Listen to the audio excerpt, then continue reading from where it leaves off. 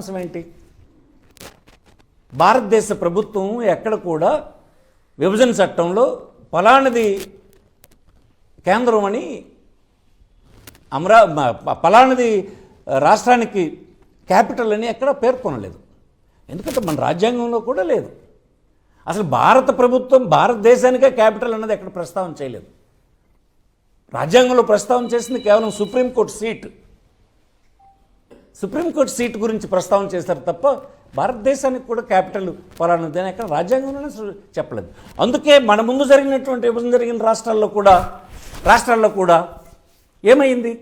ఎక్కడ ఏ చట్టంలో కూడా ఎప్పుడు ఏ రాష్ట్రానికి మనకంటే ముందు విభజన జరిగిన రాష్ట్రాల్లో ఆ రాష్ట్ర ప్రభుత్వాలకు కేంద్ర ప్రభుత్వం ఎప్పుడు కూడా క్యాపిటల్ ఇదని చెప్పలేదు. ఆ కారణం చేతే వారు ఒక రాష్ట్రానికి హద్దులు నిర్ణయిస్తారు తప్ప, విభజన చేస్తారు తప్ప, మీరు క్యాపిటల్ ఇక్కడ పెట్టాలి అని చెప్పి నిర్దేశించడం అధికారం మాకు లేదని కూడా ఇంతకుముందు న్యాయస్థానంలో ఎఫిడవిట్ కూడా కేంద్ర ప్రభుత్వం వేసింది. అయితే ఆ చెల్లుబాటు గురించి అవన్నీ తర్వాత వెళ్దాం, అవి పక్కన పెడదాం. తర్వాత ఎవరో భారత పౌరులు, ఇతర సంస్థలు, రాజకీయ పార్టీలు వాటి మీద యుద్ధం చేస్తాయి ఆ చెల్లుబాటు గురించి. ఎన్నోసార్లు ఇట్లాంటి సవరణలు కొట్టేసిన సందర్భాలు కూడా ఉన్నాయి. ఈనాడు కూడా ఫైట్ చేస్తారు. అయితే నేను ఒక బ్యాక్వర్డ్ ప్రాంతానికి చెందినటువంటి వ్యక్తిగా నేను కోరేది ఏంటంటే, ఈనాటికి 80 సంవత్సరాలు అయిన తర్వాత కూడా ఇలాంటి వెనుకబడిన జిల్లాలు, మా లాంటి జిల్లాలు 2 ప్రాంతాల కింద చట్టంలోనే పేర్కొన్నారు. ఏది? ఆ విభజన చట్టంలోనే పేర్కొన్నారు. నార్త్ కోస్టల్ అంతా వెనుకబడిన ప్రాంతం అని, అట్లాగే రాయలసీమ అంతా వెనుకబడిన ప్రాంతం అని. ఆ పేర్కొన్నటువంటి ప్రాంతాల్లో ప్రజల పరిస్థితులు ఎలా ఉన్నాయి? ఈవేళ పొట్టచేత పట్టుకొని వయసు వచ్చిన తర్వాత వెంటనే వాడు ఆ జిల్లా వదిలి వెళ్ళిపోతాడు. వాడికి ఇక్కడ ఉపాధి ఉండదు. కనీ పెంచి పెద్ద చేసిన తల్లిదండ్రులకు మళ్ళీ వాడు కనిపించడు. ఇక్కడ ఉన్నటువంటి వీళ్ళు మంచి త్రాగునీరు లేక, ఆసుపత్రి ఫెసిలిటీస్ లేక, సరైనటువంటి ఆహారం దొరక్క, పని దొరక్క చిందరవందరైనటువంటి కుటుంబాల జీవితాలు 85 సంవత్సరాల తర్వాత కూడా ఇదేనా మాకు? ఇలాంటి నేపథ్యంలో నువ్వు ముఖ్యమంత్రిగా వచ్చినటువంటి వాడు, నువ్వు సీనియర్, బాగా చాలా అనుభవం ఉన్నటువంటి వాడు, 2 చూసావు. నువ్వు కూడా ఒక వెనుకబడిన ప్రాంతం నుంచి వచ్చినటువంటి వాడు, చిత్తూరు జిల్లా నుంచి వచ్చావు. మీరు వచ్చారు, గౌరవనీయులైన చంద్రబాబు నాయుడు గారికే నేను చెప్తున్నాను, మీరు వచ్చి ఏం చేయాలి? మీరు విభజనతరుగా ఆనాడు జరిగినటువంటి పొరపాట్లు మళ్ళీ రాష్ట్రంలో జరగకుండా ఉండాలని కదా మీరు చేయాలి. మీరు చేస్తుంది ఏంటి ఇప్పుడు? ప్రజల రాజధాని అమరావతి అంటున్నాడు. నిజంగా అది ప్రజల రాజధానా? ఈవేళ రాష్ట్రంలో నేను చేరుకున్నటువంటి వెనుకబడిన ప్రాంతాలకు చెందిన ఏ కుటుంబానికైనా 1 ఎకరం భూమి ఉంది అక్కడ? ఒక వ్యవహారం అక్కడ ఉందా? ఇప్పుడు కాదు, రేపు వస్తుందా? 10 సంవత్సరాల తర్వాత వస్తుందా? 25 సంవత్సరాల తర్వాత వస్తుందా? ఎప్పటికీ ఈ వెనుకబడిన ప్రాంతాల వాళ్ళు అక్కడ కేవలం డబ్బులు చెల్లించి, ట్యాక్సులు చెల్లించి వెనక్కి వెళ్ళిపోవడమే తప్ప ఏముండదని మీకు మనవి చేస్తుంది. అందుకే మా లాంటి వాళ్ళం, మా తర్వాత వచ్చినటువంటి జనరేషన్స్కు, పౌరులకు మేము అన్యాయం చేయలేము. కనీసం గొంతెప్పి మాట్లాడలేమా? మీ పార్టీలో ఉన్నటువంటి ప్రతినిధులు ఇది విషయం తెలిసినా వారికి ఉండేటువంటి ఇబ్బందుల వలన మా రాజధాని అమరావతి అనే మాట్లాడుతుంది తప్ప హృదయపూర్వకంగా చెప్పమనండి.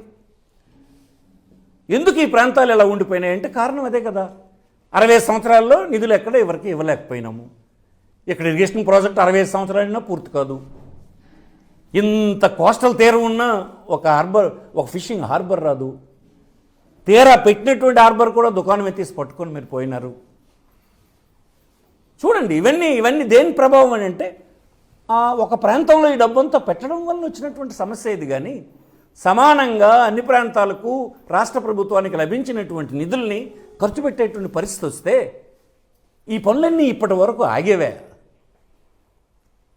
ఒక రాష్ట్ర ప్రభుత్వానికి ఈనాడు 3,30,000 కోట్లు ఆదాయం బడ్జెట్లో సమకూరితే మా దగ్గర 1,000 కోట్ల ప్రాజెక్టు సంవత్సరానికి పూర్తి కాదే. ఇది ధర్మమా అని అడుగుతున్నాను నేను. ప్రభుత్వాలు ఇలా చేయొచ్చా అని అడుగుతున్నాను. ప్రభుత్వం అంటే రాష్ట్ర ప్రభుత్వానికి పెద్ద అయినటువంటి వాడు ఇలా వ్యవహరించవచ్చా? మీరు చెప్తున్నది అబద్ధం కదా. 30,000 ఎకరాలు మొదట ప్రారంభించారు. ప్రభుత్వంలో ఒక 20,000 లభించింది, 50,000. ఇప్పుడు మరొక 45,000 అంటున్నారు. 1,00,000 ఎకరాలకు మీరే చెప్తున్నారు. ఎకరానికి ఇన్ఫ్రాస్ట్రక్చర్ అంటే ఏంటి? అభివృద్ధి కాదు, ఇన్ఫ్రాస్ట్రక్చర్కు 2 కోట్లు కావాలని చెప్తున్నారు. 1,00,000 ఎకరాలకు 2 కోట్లు, ఒక్కొక్క ఎకరానికి చెప్పున్న 2,00,000 కోట్లు.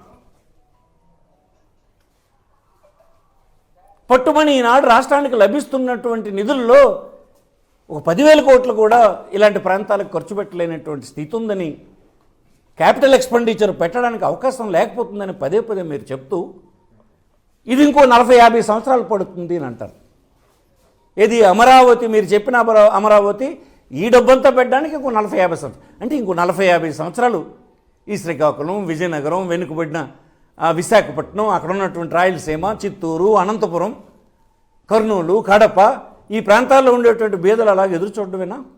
వాళ్ళ పరిస్థితులు మరి మెరుగుపడాల్సిన అవసరం లేదా? ఇది ఎవరు ప్రశ్నించాలని మీరు అనుకుంటున్నారా? అందుకోసం ఇది తప్పని ఈ సందర్భాన్ని నేను మనవి చేస్తున్నాను. కరెక్ట్ కాదు ఇది.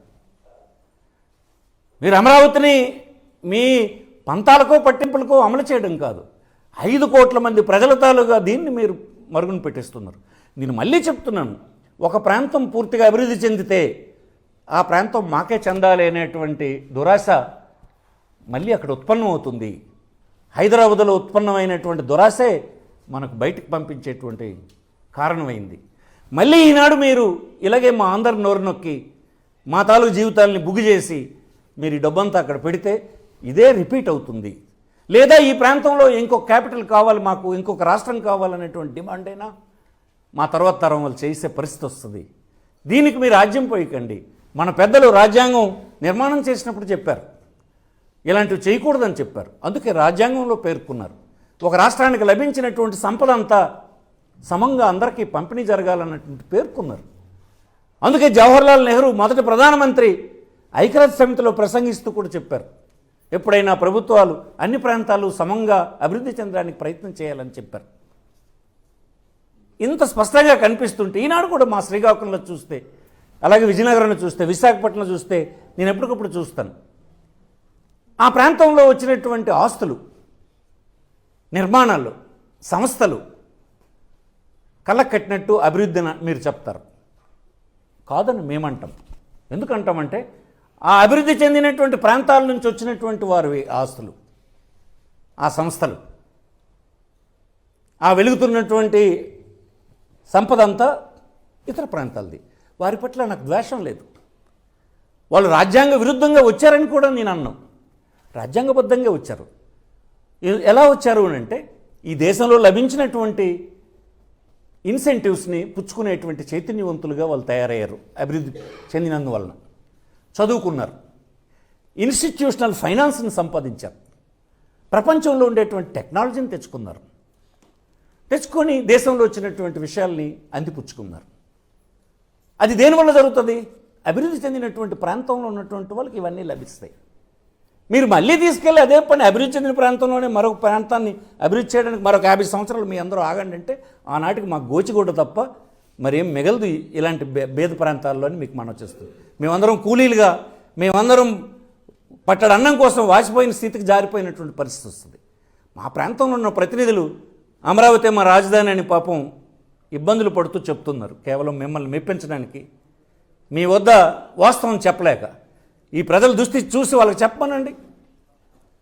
ఇది అన్యాయం కదా. ప్రపంచం అంతా ఇటు వెళ్తుంది, డీసెంట్రలైజ్డ్ అప్రోచ్న అన్ని ప్రాంతాల్లో వెళ్తున్నాయి. మీరు దాన్ని వక్రించి అది వక్రీకరించి జగన్ ఇది అన్నాడు అది అన్నాడు. నేను విశాఖపట్నంలో కూడా కాన్సన్ట్రేటెడ్ అప్రోచ్కి నేను వ్యతిరేకం. ఒక విశాఖపట్నం మీరు రాజధాని పెట్టి మొత్తం డబ్బంతా విశాఖలో పెడతామని నేను ఒప్పుకోను. నేను అంగీకరించను. నేనే కాదు, ఈ రాష్ట్రంలో ఉన్న ఏ ప్రజల జీవితంలో బతుకుతున్నటువంటి ఏ వ్యక్తి కూడా ఒక్క విశాఖపట్నం వద్దు, అన్ని ప్రాంతాలకి పెట్టండి. అలాగే కడపలో పెట్టేసినా నేను ఒప్పుకోను. మేమందరం మా వాదన మా జగన్మోహన్ రెడ్డి గారికి చెప్తాం, కాన్సన్ట్రేటెడ్ అప్రోచ్ తప్పండి అని. ఆయనే డీసెంట్రలైజ్డ్ అప్రోచ్ తీసుకొచ్చాడు. ఆయనతోటి మీరు ఆయనకి హేళన చేస్తున్నారు. తప్పు మీరు చేస్తుంది, రాజ్యాంగ విరుద్ధంగా చేస్తున్నారు. చట్టంలో ఉండేటువంటివి కాంట్రడిక్షన్ ఉంది మీ తాలుగా అభిప్రాయాలు. మీకు వీలుగా ఉన్నప్పుడేమో మీకు అనుకూలంగా మార్చుకుంటున్నారు. తిరిగి ఇది కాదు తప్పు అని ఆయన చెప్తే జగన్మోహన్ రెడ్డిని మీరు హేళన చేసి ప్రజలకు చెప్పాడు. మీరు హేళన చేసినంత మాత్రం జడ్డి వాళ్ళని అనుకుంటా ప్రజలు. నేను నిన్నే ఒక హాస్పిటల్కి పోయినా, ఆ హాస్పిటల్లో వాళ్ళందరూ ఇంతకుముందు టీడీపీని సమర్థించినారు. కానీ నిన్న మేము వెళ్తే నాకు అక్కడ ఉన్నటువంటి డాక్టర్లు, పేషెంట్లు, స్టాఫ్ అందరూ కూడా ఇది అన్యాయం, ఇంకా ఈ నోరు నొక్కే పనిని మనం సహించడానికి వీల్లేదని చెప్పి అందరూ చెప్పారు. కనిపించిపోతుంది క్లియర్గా. రాష్ట్రం అంతా మీ నిర్ణయానికి వ్యతిరేకంగా ఉందని సందర్భం మనం చేస్తున్నాం. మీరు మాటలు చెప్పారు మొన్న ఎన్నికలప్పుడు అనేక అసలు ఒరిజినల్గా జగన్మోహన్ రెడ్డి పేదల వైపు పనిచేసేటువంటి మనస్తత్వం కలిగినటువంటి వాడు. ఆయన భావజాలం అది. వారికి అనుకూలంగా అన్ని నిర్ణయాలు చేస్తూ పాలన చేశాడు 5 సంవత్సరాలు.